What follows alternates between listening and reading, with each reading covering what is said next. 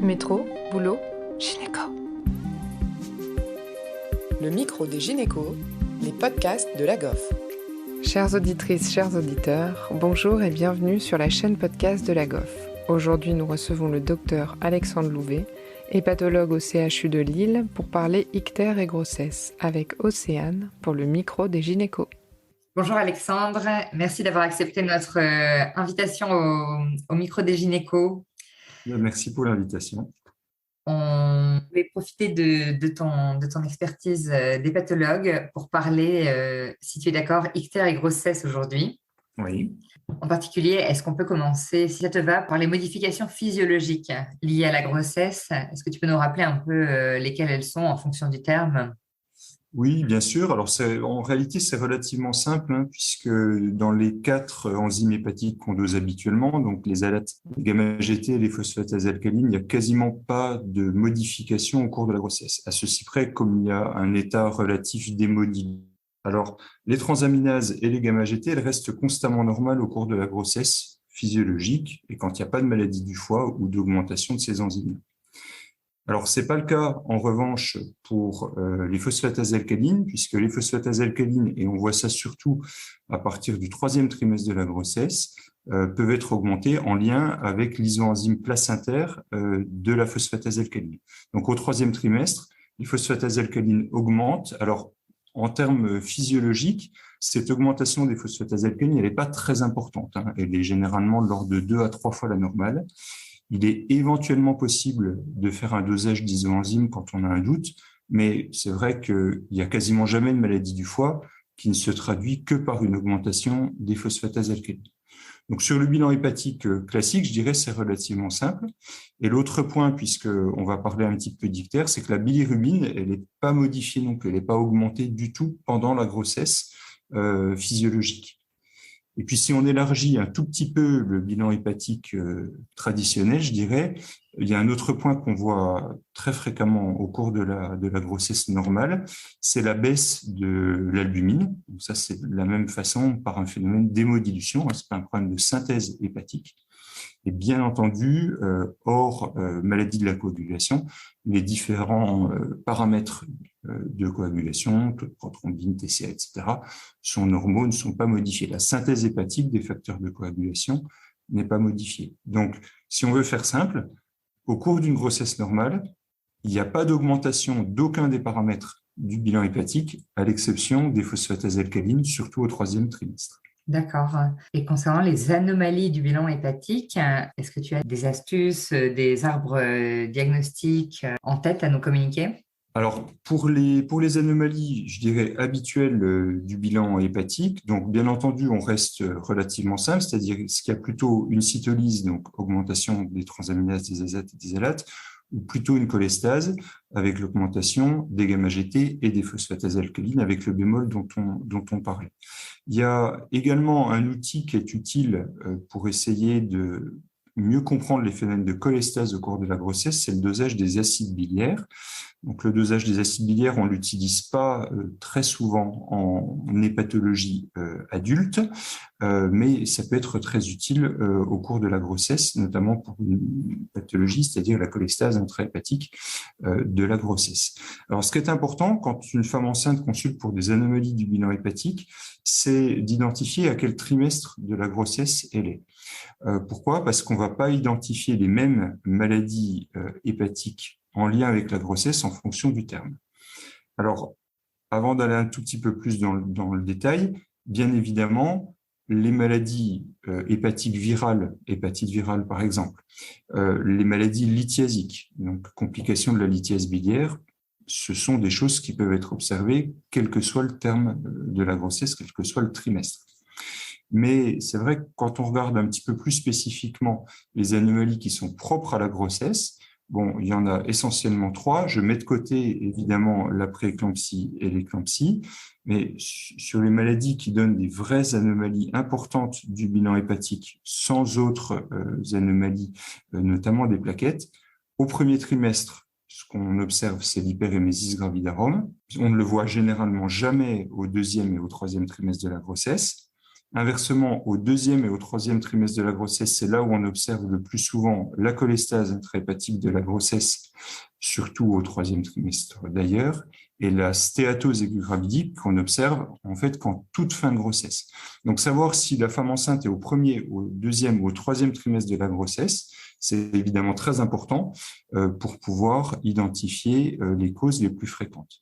Une stéatose aiguë gravidique, par exemple, ne se déclenchera jamais au premier trimestre de la grossesse. Et en cas de symptômes évocateurs, il faudra évidemment aller rechercher d'autres causes. Et bien entendu aussi, un certain nombre de maladies, notamment virales, peuvent être plus graves au cours de la grossesse. Alors, ce qui est très habituel, même si, Dieu merci, c'est peu fréquent en France et en Europe, c'est des formes plus graves d'hépatite virale aiguë E. Alors, c'est très décrit en Inde, parce que c'est une maladie qui est très, très fréquente en Inde, mais l'hépatite virale E est la cause la plus fréquente d'hépatite virale à virus hépatotrope en France. Donc, Dieu merci, on n'a quasiment jamais de forme fulminante en France, mais c'est vrai que la grossesse est un état aggravant potentiel. Du coup, de manière générale, à quel moment il faut indiquer les sérologies des hépatites si on a un diagnostic différentiel en tête, par exemple l'hyperémesis au premier trimestre ou la cholestase au troisième? Est-ce que c'est l'évolution inhabituelle ou est-ce qu'à partir d'un certain seuil C'est ça. Alors, quand on évoque la possibilité d'une éventuelle hépatite virale surajoutée, qu'elle soit une hépatite d'origine autochtone ou au retour d'un éventuel pays d'endémie un petit peu plus important, je mets de côté évidemment les sérologies habituelles de la grossesse, je pense évidemment à l'hépatite B. Mais quand on suspecte une hépatite virale aiguë, c'est plutôt le profil biologique en réalité qui va nous faire dire là, ça ressemble pas à un phénomène de type cholestase de la grossesse, par exemple. Au cours de la cholestase gravidique, les perturbations biologiques hépatiques sont relativement douces en termes d'anomalies, c'est-à-dire ça va évoluer sur plusieurs jours, voire plusieurs semaines. À l'occasion d'une hépatite virale aiguë, on a souvent un pic cytolytique qui est relativement important, qui peut monter à 500, 600, 800, 1000, davantage. Et ce pic cytolytique, il va être beaucoup plus resserré dans le temps. Donc, on verra en l'espace d'une semaine une augmentation et une diminution assez importante des transaminases. Donc, c'est vrai qu'il faut avoir un petit peu d'habitude, naturellement, mais l'évolution du bilan biologique hépatique est très importante pour arriver à distinguer les différentes maladies hépatiques qu'on peut rencontrer au cours de la grossesse. Et assez souvent, d'ailleurs, si vous êtes amené à demander un avis spécialisé à un hépatogastro-entérologue, il vous demandera depuis quand les anomalies biologiques hépatiques existent et est-ce qu'on a plusieurs bilans de contrôle qui permettent d'apprécier un petit peu la cinétique. On n'évoquera pas du tout les mêmes problèmes hépatiques si les anomalies durent pendant 48-72 heures ou si au contraire ça persiste pendant une quinzaine de jours. L'autre point pour compléter, alors ça, je sais que c'est un examen que vous faites évidemment très très souvent, mais il faut avoir l'échographie hépatique très très facile, c'est-à-dire à partir du moment où il y a une anomalie du bilan hépatique qu'on ne comprend pas, qui a l'air de persister et qui est associée ou non à des symptômes cliniques, il faut vraiment proposer une échographie hépatique rapide. C'est extrêmement utile, notamment pour la maladie lithiasique biliaire. Ça rend vraiment d'excellents services et ça permet également de rechercher une maladie du foie qui existerait depuis plus longtemps, parce qu'on n'en a pas parlé, mais parfois on identifie au cours de la grossesse une anomalie du foie qui était là bien avant. Parfois, on entend parler des sels biliaires. Il y a une différence entre les acides biliaires et les sels biliaires, c'est ça? Le dosage, en réalité, c'est la même chose. C'est simplement une histoire d'état acido-basique, mais quand on prescrit sel biliaire ou acide biliaire, en réalité, c'est la même chose. Et les anomalies du bilan des acides biliaires sont ensuite investiguées en fonction du reste du bilan hépatique. C'est un dosage qu'on ne demande pas très souvent en dehors de la grossesse et de la suspicion de cholestase gravidique, mais dès qu'il y a un obstacle important sur les voies biliaires, c'est la définition même de la cholestase d'ailleurs, il y a une augmentation des acides ou sels biliaires au niveau du sang. Il peut être utile dans certaines maladies, mais ça reste des maladies rares, de faire des chromatographies des acides biliaires. C'est quelque chose qu'on fait de manière exceptionnelle. Et puisque tu parles des acides biliaires, il y a un point qui est important, c'est que l'acide urso-désoxycholique, qu'on donne justement pour la prise en charge d'un certain nombre de cholestases, en particulier la cholestase intrahépatique gravidique, mais on l'utilise aussi pour un certain nombre de maladies biliaires, notamment inflammatoires. Eh bien, cet acide urso-désoxycholique, c'est un acide biliaire. Donc, une patiente qui prend du Délursan, qui prend de l'Ursolvan, va avoir un taux plasmatique des acides biliaires augmenté puisqu'elle en prend per os tous les jours. Donc, c'est un point qui est important. Quand on fait un dosage des acides biliaires, il faut savoir si la patiente, avant le dosage, prenait déjà de l'acide urso-désoxycholique per os, puisque naturellement, ça va fausser le dosage. Intéressant, j'avais jamais vu ça comme ça.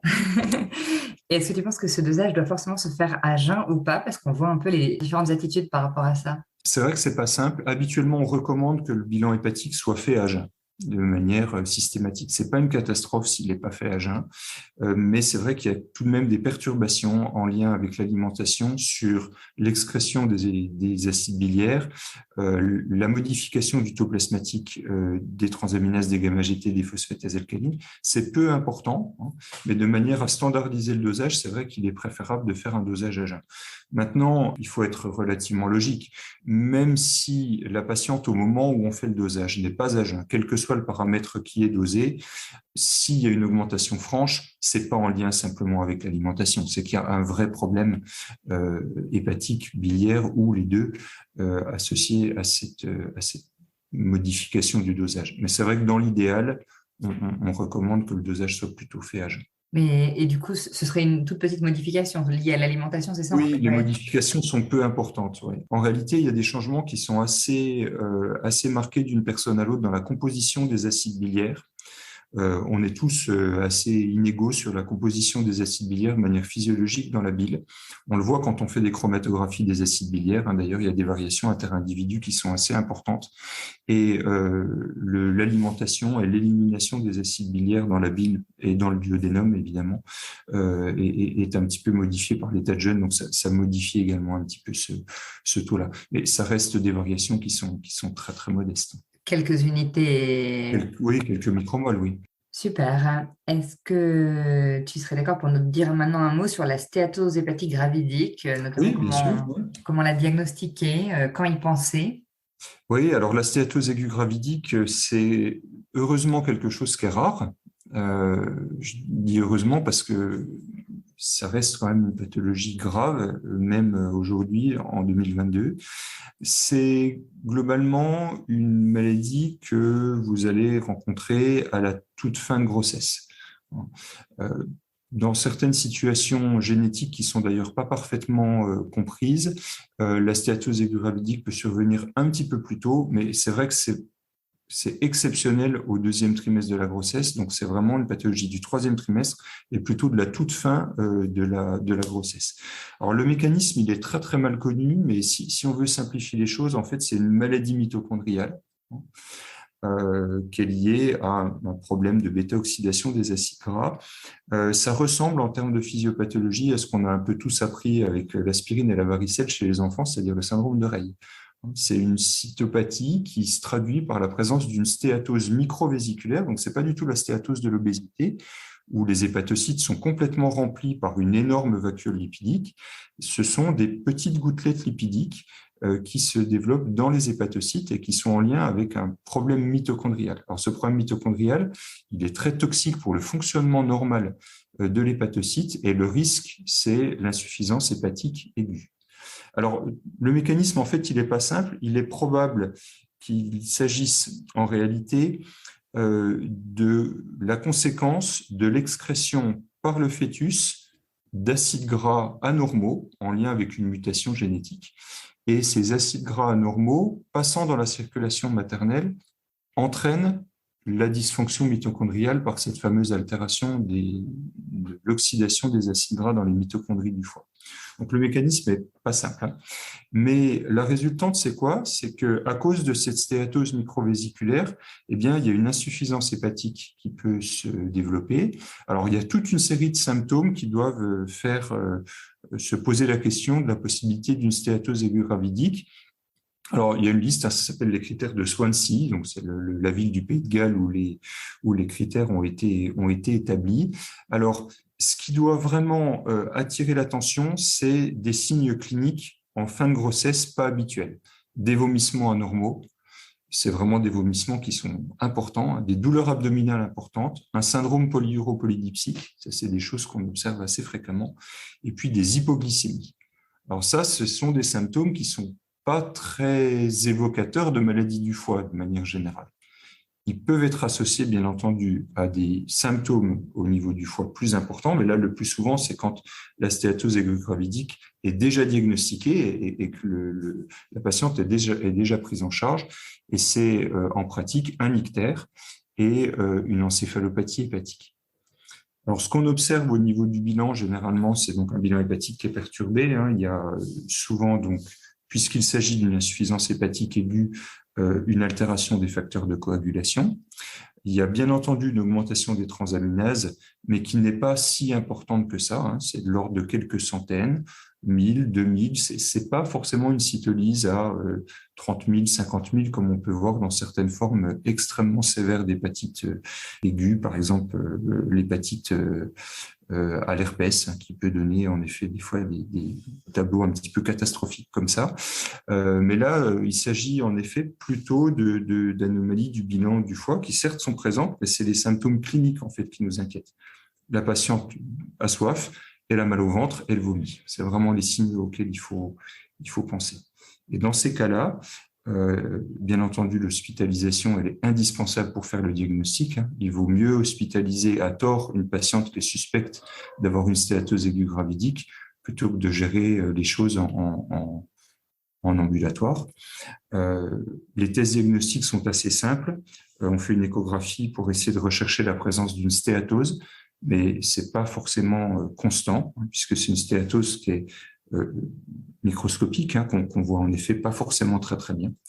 Et il est très important d'envisager l'interruption de la grossesse, puisque ça permet la disparition, puisqu'en fait on enlève le fœtus. Donc les fameux acides gras dont je te parlais tout à l'heure et qui sont relargués dans la circulation maternelle ne sont plus produits. Donc ça permet à la stéatose aiguë gravidique de s'améliorer très rapidement.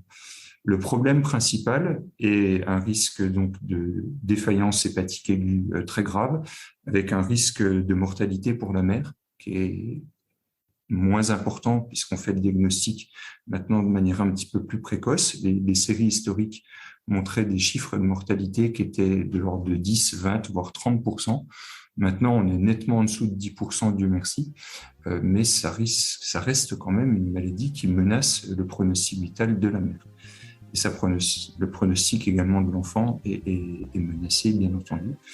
Et il est extrêmement important de discuter l'extraction fœtale en urgence dans le cadre d'une prise en charge pluridisciplinaire avec, bien entendu, donc l'obstétricien, les patho-gastro-entérologues et puis le réanimateur. Nos collègues réanimateurs connaissent bien cette pathologie. Parfait, c'était très clair. Merci beaucoup Alexandre pour cet épisode aujourd'hui. Eh bien, je t'en prie, Océane, c'est un plaisir. Merci à tous de nous avoir écoutés aujourd'hui. Rendez-vous la semaine prochaine pour un nouvel épisode. Vous retrouverez toutes les ressources et références de ce podcast dans la description et surtout, n'hésitez pas à vous abonner à la chaîne, à lui accorder 5 étoiles, voire même à en parler autour de vous. Métro, boulot, gynéco.